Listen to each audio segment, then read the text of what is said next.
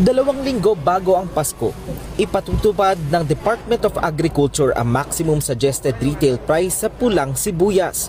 Mula 120 pesos per kilo, magiging 150 peso per kilo na ito.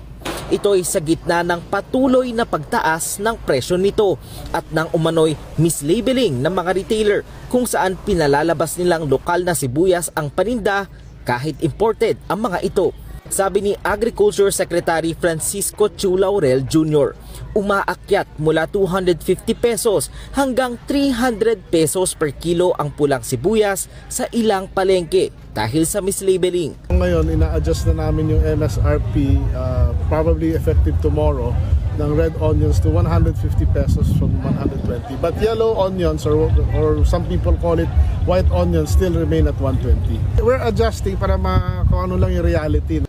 Sabi pa ng kalihim, nag-usap na sila ng Department of Trade and Industry at nakikipagtulungan na rin sa Philippine National Police para sa pagbabantay sa presyo ng pulang sibuyas. We do issue a show cause order and i-trace natin kung saan ba o sino ba ang nagpo-profiteer.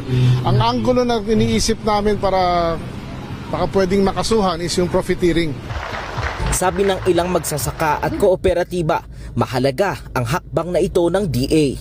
Dahil po sa panahon pong nagdaang bagyo, medyo nalugi po ang mga magsasaka dito sa bayan sa lalawigan ng Nueva Ecija. Kaya kung mayroon pong 150 ay malaking tulong na po ito para sa amin pong magsasaka. Samantala,